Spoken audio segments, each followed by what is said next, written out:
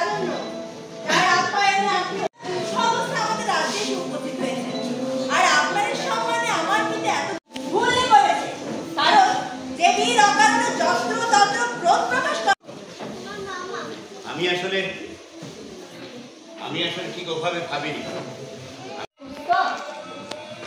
আমি যোদ্ধা, যুদ্ধের করতে যাচ্ছে।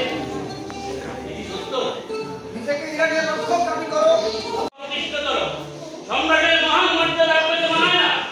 আমি রুস্তম, আমারই বাহুবলে আপনি আপনার সিংহাসন টিকে আছেন। এই কথাটি আপনার মনে রাখা উচিত ছিল। আপনি আপনার নিয়ন্ত্রণ রক্ষা করুন, আমি করলাম।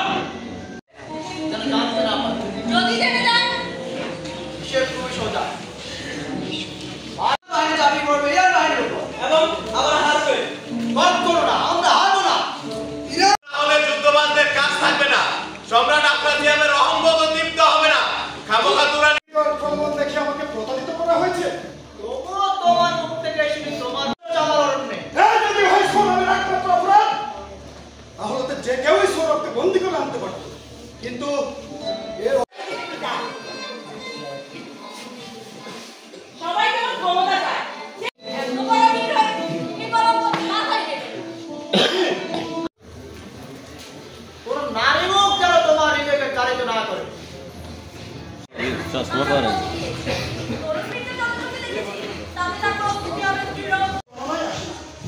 যদি না থাকে তাদের যশস্বী যোদ্ধা, কিন্তু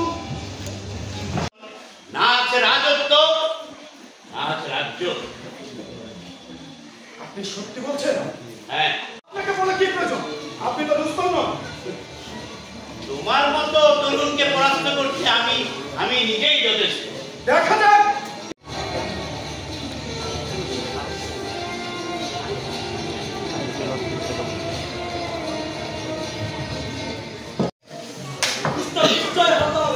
এই গল্পে পুত্র পিতার হাতে হতে হয়, পিতা পুত্রের হাতে নয়।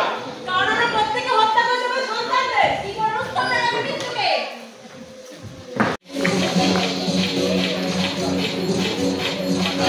এই নাটক নিয়ে আমরা যাব চট্টগ্রামের বিভাগীয় নাট্য উৎসবে। নির্দেশক এবং সহ নির্দেশককে মঞ্চে আসার জন্য আহ্বান করছি।